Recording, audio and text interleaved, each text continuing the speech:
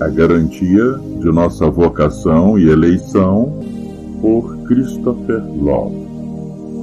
Por isso, irmãos, procurai com diligência cada vez maior confirmar a vossa vocação e eleição, porquanto, procedendo assim, não tropeçareis em tempo algum.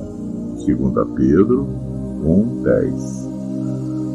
Para lhe dar um relato do motivo pelo qual me baseei nessas palavras, resumidamente assim: tendo gasto 16 sermões tratando da glória do céu para os eleitos e dos tormentos do inferno para os reprovados, julguei muito útil calar essas duas doutrinas no julgamento deste assunto, da garantia de nossa eleição e vocação, para que, se esta doutrina for bem aprimorada, vocês possam ter confirmado em seus próprios corações que vocês estão livres dos tormentos dos condenados e podem ter certeza de que será declarado na glória do céu que Deus providenciou para todos os seus santos.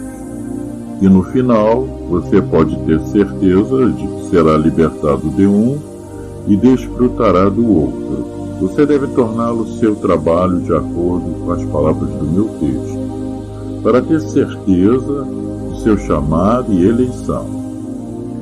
Certifique-se apenas disso, e você terá certeza do céu. Esta é a razão pela qual defendo este assunto. E é meu cuidado, ao pregar a palavra, não escolher aqueles textos que são mais para minha comodidade no estudo, mas para seu proveito em ouvir, para que um assunto possa apoiar outro, e um assunto possa fortalecer outro, e sendo colocado junto, possa servir mais para sua edificação e conhecimento. Não vou demorar muito no prefácio. Tudo que tenho que fazer para administrar essas palavras são essas três coisas. 1. Mostrar a você o alcance e a dependência das palavras. 2.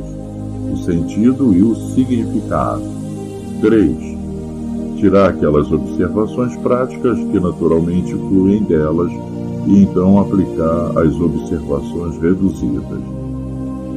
Para o escopo e dependência dessas palavras, você pode perceber que sim, Pedro que é chamado de apóstolo da circuncisão, isto é, um apóstolo cujo trabalho e ofício era pregar aos judeus circuncidados, como era o ofício de Paulo pregar aos gentios incircuncisos.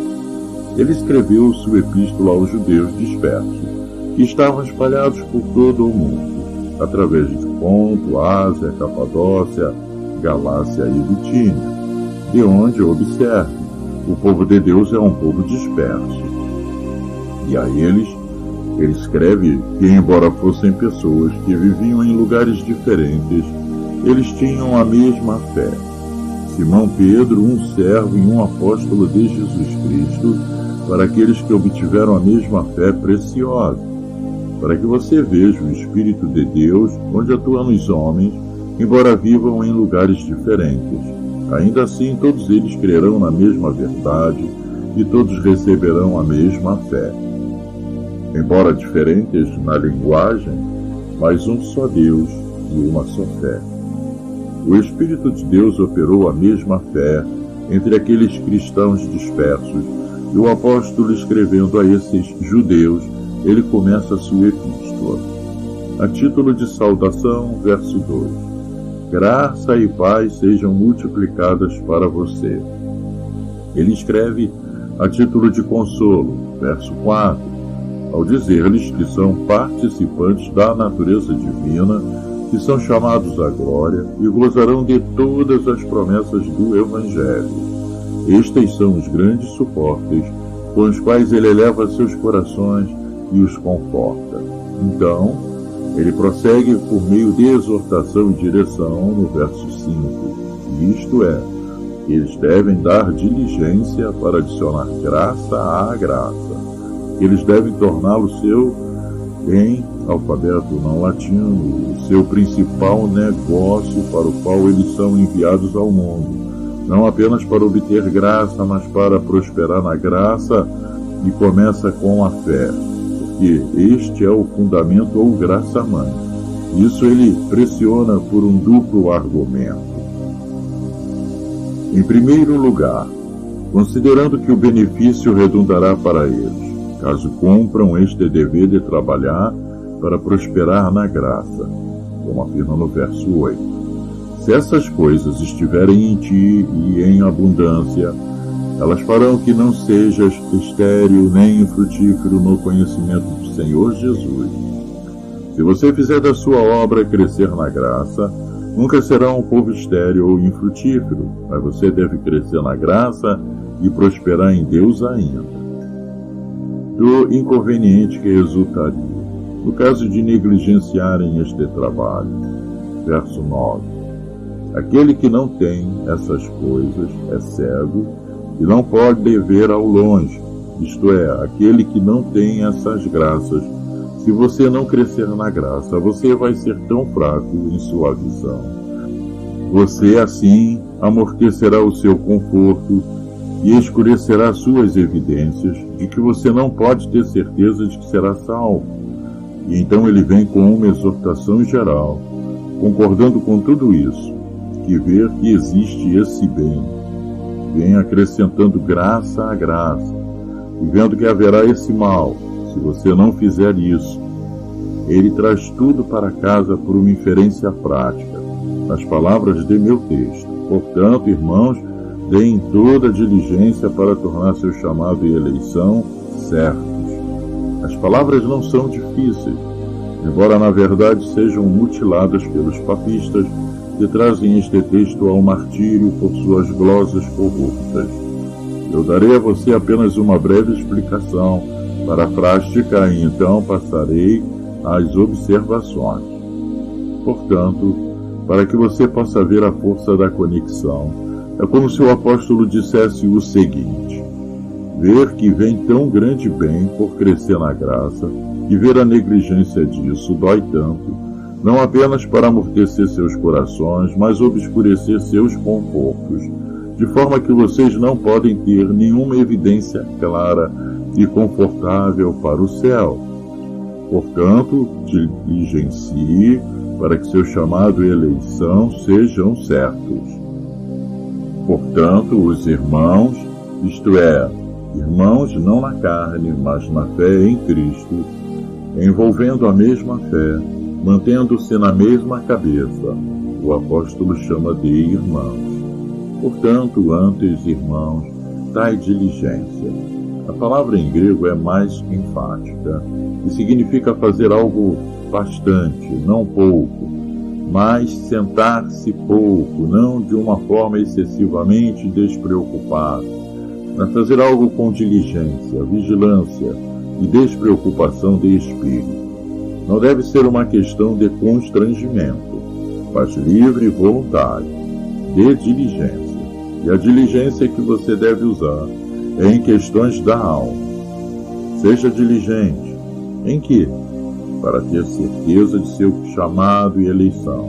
Primeiro, devo mostrar-lhe o que se entende por chamada, em seguida por eleição, e em seguida mostrar-lhe porque o chamado é definido antes da eleição, quando na ordem de tempo, eleição é antes da chamada. 1. O que se entende por chamada? E para que você possa entender, você deve saber que existe uma chamada dupla, uma externa e uma interna. O chamado externo é aquele convite geral que pela pregação do Evangelho é feito aos homens, para convidá-los a entrar em Jesus Cristo, e muitos no mundo são chamados por este chamado, tanto bons quanto maus. 2. O chamado interno, quando o Espírito de Deus acompanha a administração externa da palavra, para chamar o homem da ignorância ao conhecimento e do estado de natureza ao estado de graça. Isso significa chamar no meu texto. Certifique-se de sua chamada, isto é, você que vive sob a pregação do Evangelho, certifique-se de ser chamado por isso. Seu chamado e eleição. A eleição é um ato de Deus, por meio do qual Desde toda a eternidade, ele propõe dentro de si mesmo, de sua própria vontade e prazer, trazer um certo número de homens à salvação por Jesus Cristo. Mas agora, como se pode dizer, devemos ter certeza de nossa vocação e eleição. O alicerce de Deus não é seguro, como diz o apóstolo, e não são os dons e a vocação de Deus sem arrependimento. Como então devemos ter certeza de nossa eleição quando todos os decretos de Deus são firmes? Amado, quando é dito que você deve ter certeza disso, você deve entender neste sentido, não para torná-los seguros da parte de Deus, pois isso não pode ser mais seguro do que já é. Aquele que ele elegeu será glorificado, mas certifique-se por você, isto é, trabalhe para ter uma certeza real, básica e fundamentada de que você foi efetivamente chamado, de que foi eleito por Deus em seu decreto eterno, para obter vida e glória por Jesus Cristo. Os teólogos, portanto, dão esta distinção, que existe uma garantia do objeto e que isso é bastante seguro, pois se Deus decretou sua glória, isso permanecerá seguro para sempre. Mas então há uma certeza do sujeito, uma garantia para a pessoa que é eleita, isto é, quando por um ato reflexo de fé, você tem uma persuasão fundamentada em suas próprias entranhas que você é efetivamente chamado e eternamente eleito, uma garantia em sua própria compreensão e conhecimento. Por último, porque a chamada é definida aqui antes da eleição, quando na ordem de tempo a eleição é antes da chamada. Você foi chamado no tempo pela pregação do Evangelho. Você foi eleito antes de todos os tempos, antes do mundo, antes que a fundação do mundo fosse lançada. Ele nos elegeu em Cristo, como se vê em Efésios 1:4. E, em caso afirmativo, por que motivo a convocação no meu texto é colocada antes da eleição? A isso eu respondo: chamar em ordem de palavras é colocado antes da eleição, não como se fosse no tempo antes dela, mas para mostrar que nunca podemos ter certeza de nossa eleição até Deus efetivamente nos chamar pela pregação do Evangelho. E, portanto, chamar é conjunto com eleição. Assim, abrir as coisas mais materiais, dando-lhes o sentido das palavras. Todo o versículo é composto de duas partes. Em primeiro lugar, aqui está um dever principal apreciado nestas palavras: dê diligência para tornar segura a sua vocação e eleição. Em segundo lugar, aqui está um forte incentivo para obrigá-lo a cumprir este dever, que nas últimas palavras, se você fizer essas coisas, você nunca cairá. No dever desfrutado, há várias coisas observáveis. Primeiro, a questão do dever, para se certificar de sua eleição e vocação. Segundo, a maneira como você deve estabelecer esse dever, isto é, com diligência, de diligência. Terceiro, o motivo para atraí-lo a isso, na palavra portanto. E quarto, aqui está a comparação entre este dever e todos os outros deveres. Portanto, prefira fazer isso ao invés de todas as outras coisas no mundo. E, por último, aqui está aquela compaixão amorosa pela qual Pedro os ganharia para se estabelecerem na prática imediata deste dever, nesta palavra, irmãos. Portanto, irmãos, deem diligência para confirmar sua vocação e eleição. Destas 5 partes, há 5 pontos observáveis. Como primeiro, da questão do dever, certifique-se de sua eleição e vocação. Portanto, observe, que é o principal dever de um cristão nesta vida, a saber, certificar-se de que ele é efetivamente chamado e eternamente eleito. Da maneira como você deve cumprir este dever, de boa vontade ou diligentemente. Observe, portanto, que os cristãos devem se empenhar neste dever de zelar por sua vocação intelectual e eleição eterna com muita diligência. O motivo para este dever, portanto, irmãos, por quê? Porque, considerando o mal que vem pela preguiça e pela negligência de melhorar a graça, portanto, de diligência. A observação, portanto, é: porque vendo muitos sendo feridos por lentidão em não melhorar a graça, isso deve fortemente obrigar os cristãos a serem mais diligentes em todos os assuntos da religião. A partir da comparação desse dever com os outros, portanto, o melhor, irmãos, isto é, ao invés de fazer qualquer coisa, faça isso, para tornar sua vocação e eleição certas. Portanto, observe que, de todos os deveres no mundo, você deve antes empenhar a si mesmo com diligência para garantir o céu, para ter certeza de que você é efetivamente chamado e eternamente eleito. Por último, da exortação de Pedro. Portanto, irmãos, observe que quando nós formos exortar os outros ao dever, devemos trabalhar para expressar a eles abundância de afeto. Aqui Pedro, quando ele exortava os judeus a um dever, insinuou a neles por uma expressão amorosa, chamando-os de irmãos. Portanto, irmãos, esforcem-se para confirmar sua vocação e eleição.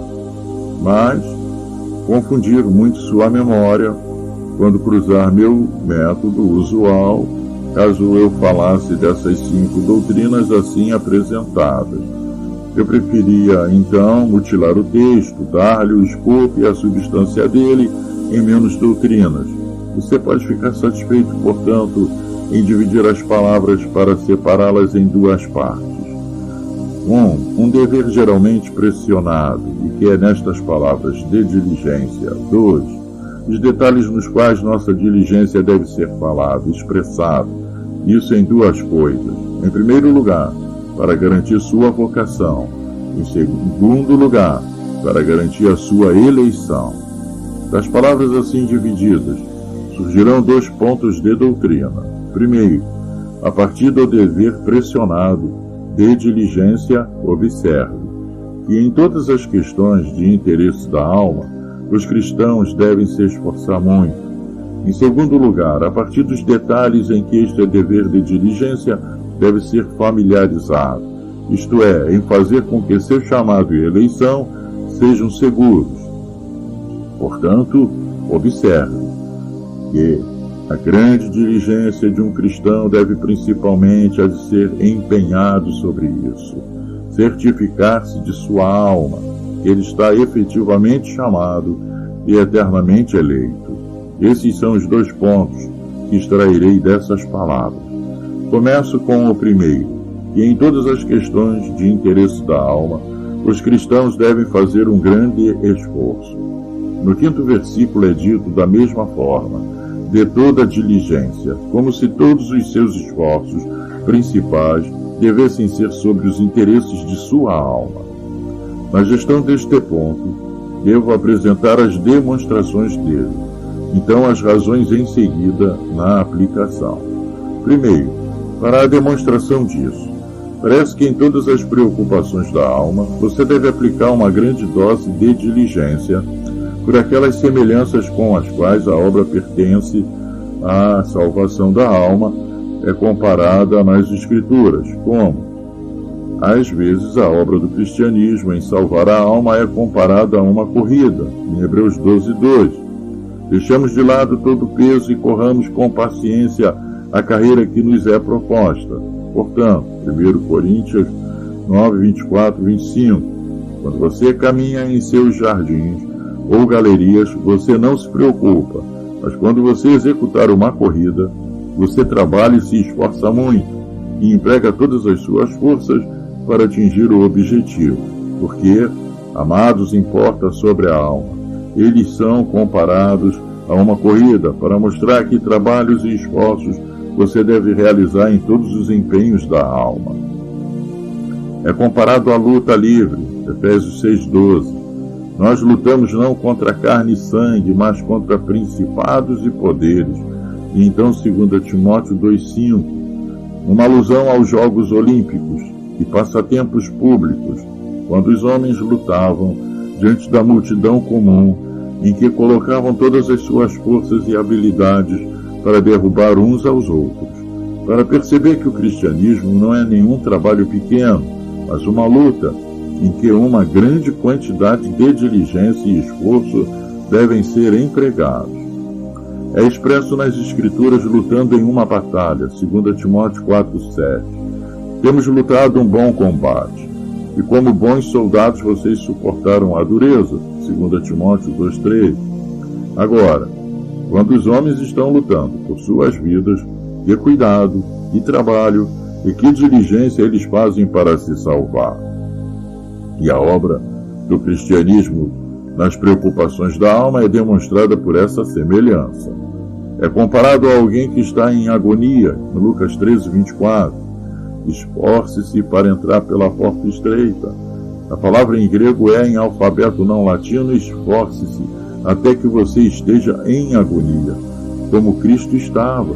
Cristo estava em agonia no jardim, quando ele suou gotas de sangue. Então diz, lute, esforce-se, e se esforce até que você esteja em agonia, que você sue sangue, novamente no trabalho de suas almas.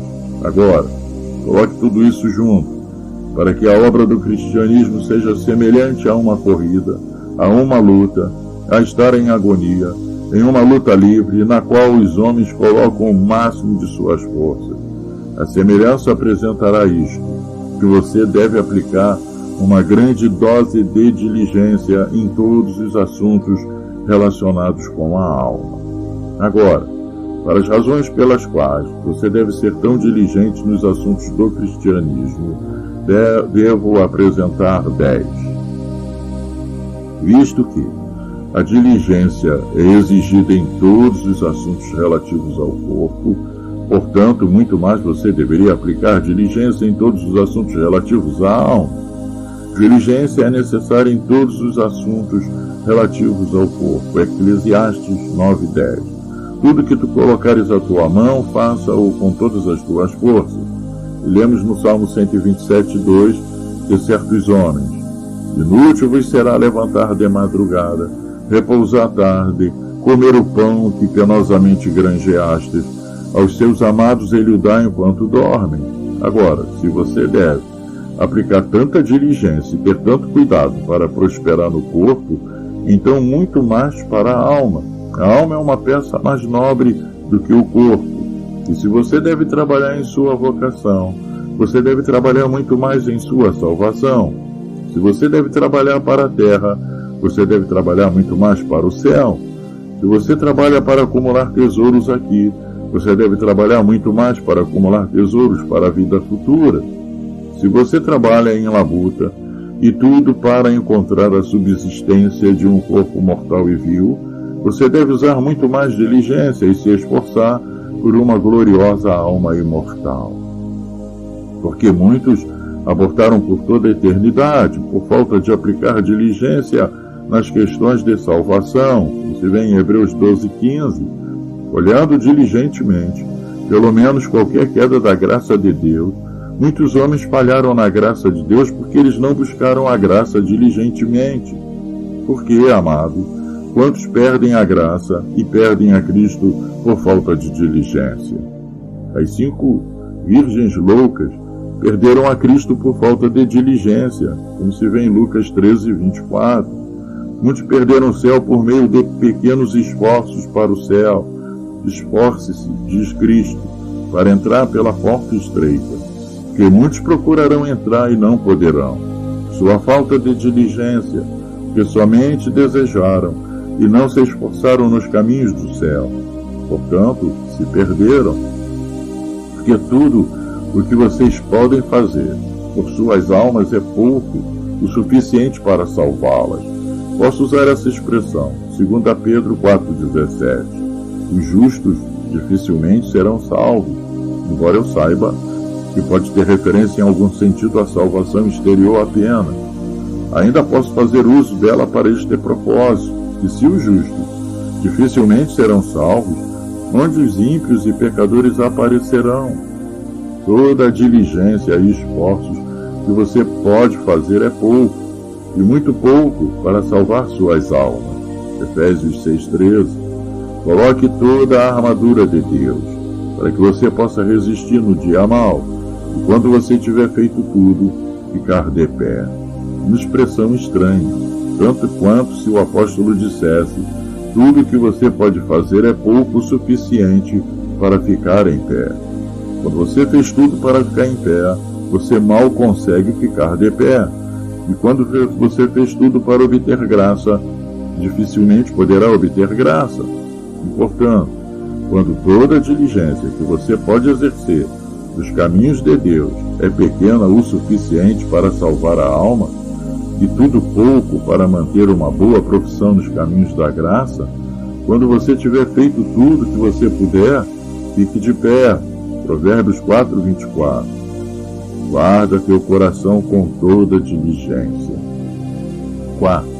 Você deve aplicar diligência em todos os assuntos relacionados com a alma, porque há muito trabalho e diligência empregados contra a sua alma e contra a sua salvação. Primeiramente pelo diabo. 1 Pedro 5:8. Ele anda como um leão que ruge, procurando a quem possa devorar. E em Jó 1, quando Deus perguntou ao diabo de onde ele veio, ele lhe disse: eu vim te cercar a terra de um lado para o outro. O diabo ainda é trabalhador infatigável para condenar almas. Ele foi cercando a terra para malditas almas. Por quê?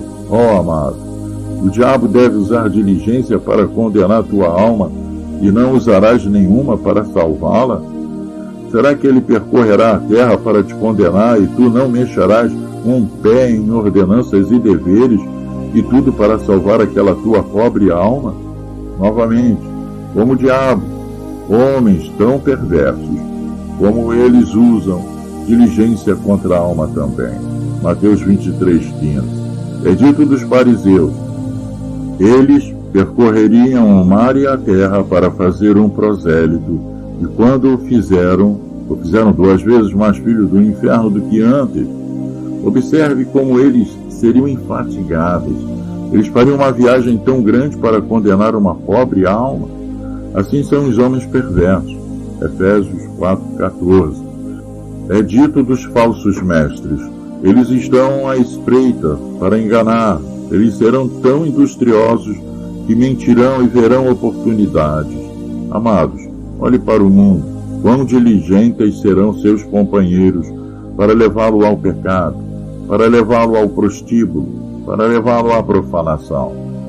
E, portanto, vendo os homens iníquos usarem diligência para condenar suas almas, você não raciocinou em todas as questões de interesse da alma para desenvolver uma grande dose de diligência?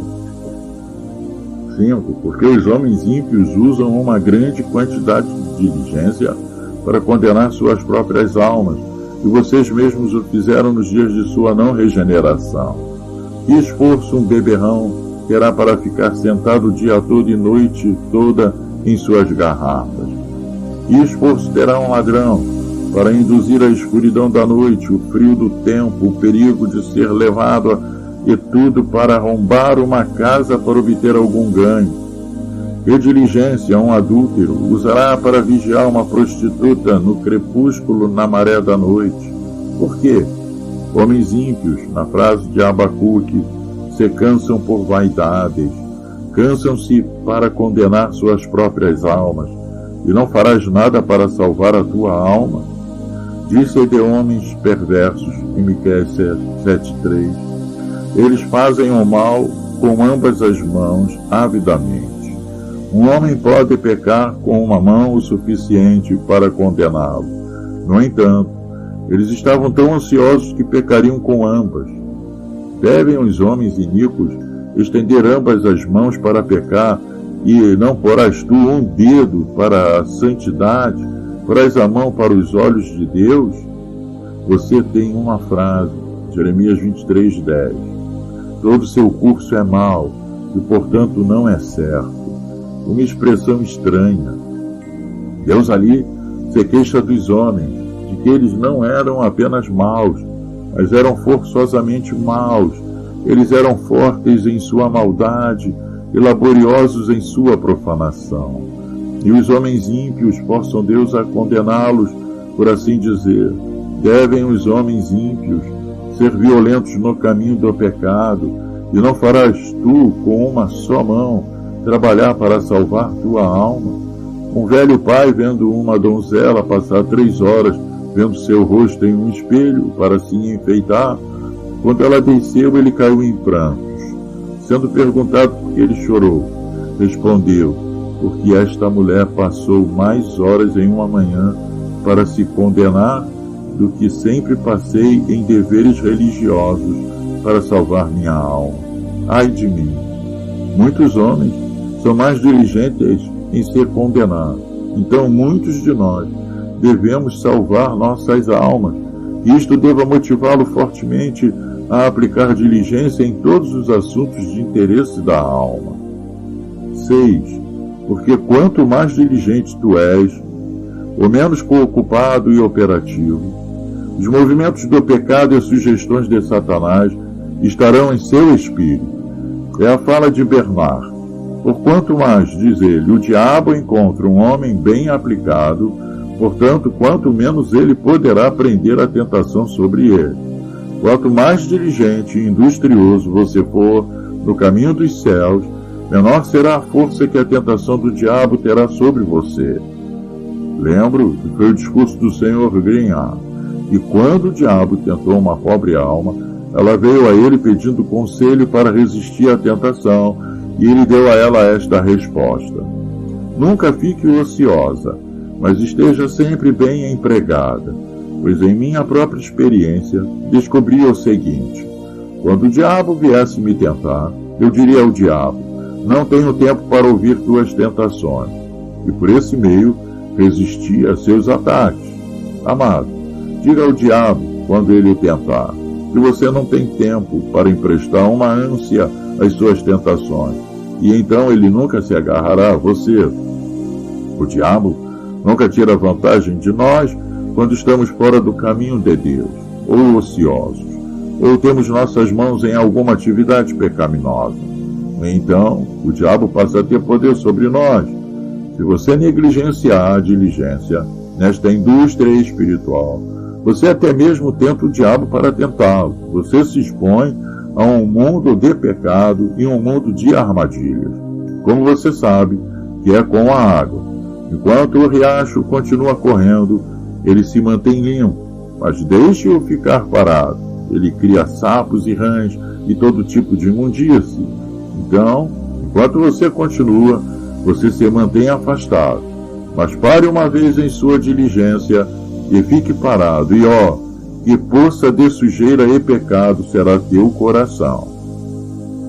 As chaves que você guarda no bolso e usa todos os dias são brilhantes, mas se as chaves raramente são usadas, a própria ferrugem as corrói. Assim é com as suas graças, não usadas com diligência, logo ficarão enferrujadas e decrescerão. Quanto menos diligente você for, mais pecará e Satanás se apegará a você. Hebreus 6:12. Em Apocalipse, temos uma passagem que define a paciência dos santos como sendo a firmeza de fé para vencer o diabo pelo testemunho que deram da palavra da verdade e pelo sangue de Jesus, não o negando em nada, mesmo em face da morte. Pois com paciência cristã, os que seriam escolhidos para a prisão, os que seriam mortos, continuaram amando o Senhor muito mais do que a própria vida neste mundo. Desejamos que, diz o apóstolo, cada um de vós mostre a mesma diligência. Para quê? Para que você não seja preguiçoso, como se ele devesse dizer: se você negligenciar a diligência, o pecado da preguiça logo crescerá sobre você. Ao passo que agora, quanto mais diligente você for, menos operativas serão as sugestões de Satanás e as operações do pecado em sua alma. Enquanto os homens dormiam, o inimigo veio e semeou choro. Mateus 13:25. Como você sabe, é com o corpo. Um homem que é dado a viver uma vida sedentária, uma vida de se sentar, esses corpos estão mais expostos a humores ruins e, portanto, a vida de estudantes é uma vida mais exposta a doenças. Mas aqueles cujo sustento são no comércio de artesanato, sempre em movimento e agitação. O movimento expulsa os humores doentios e eles não podem apoderar-se do corpo. É assim na alma. Quanto menos você agir em questões relacionadas com a alma, mais doenças espirituais crescerão sobre você. Ao passo que, quanto mais ativo e trabalhador você for, menor será o poder que as enfermidades e os humores terão de se apoderar da alma. 7. Porque quanto mais diligente você é nas questões relativas à alma, mais se aproxima a semelhança e conformidade com Jesus Cristo. Você lê sobre Cristo, que ele andava sempre fazendo bem, e quando seu pai e sua mãe o perderam de vista, e foram 3 dias tristes em procurá-lo, e havendo-o encontrado, perguntou-lhe: onde estavas? Ou não sabeis, diz Cristo, eu estava sobre os negócios de meu pai? Como se ele devesse dizer: eu não estava em qualquer trabalho mau, mas para glorificar meu Deus e promover a honra de meu pai. Este foi o meu trabalho. E em outro lugar, ele nos diz que era sua comida e bebida fazer a vontade de seu pai. Aqui estava uma pessoa diligente, porque quanto mais trabalhador você é, e quanto mais diligente nos assuntos da alma, mais parecido com Jesus Cristo você é. E onde pode haver um padrão melhor para você se parecer, ou uma cópia melhor para você escrever? 8. Porque quanto mais diligente você for neste empenho, quanto mais paz e mais lucro você acumulará para a sua própria alma. Quanto mais paz você acumular, mais trabalhador você será. 2 Pedro 3,14. Seja diligente, diz o apóstolo, para que você possa ser encontrado por Cristo em paz, sem mácula e culpa. Então, Isaías 32:17. A obra da justiça é paz, e o efeito dela quietude para sempre. Não é o hábito simples, ou ter a graça que é a paz, mas é a operação disso, e ser industrioso nele, pois é a atuação disso em suas vidas que traz paz para suas almas. E então, não trará apenas paz, mas também lucro? Posso dizer como disse Salomão, em Provérbios 10:4, a mão do diligente enriquece. Estou certo de que a mão de um cristão diligente, que é trabalhador nos caminhos de Deus, o tornará rico em graça, quando aqueles que são preguiçosos, espirituais, chegarão à pobreza espiritual. Portanto, em 1 Coríntios 15, último verso, sede firmes, inabaláveis, sempre abundantes na obra do Senhor, pois por mais que saibais, o teu trabalho não será em vão no Senhor. Se então você for diligente na obra da graça, não será em vão, mas você conseguirá por tudo que você faz no Senhor. 9.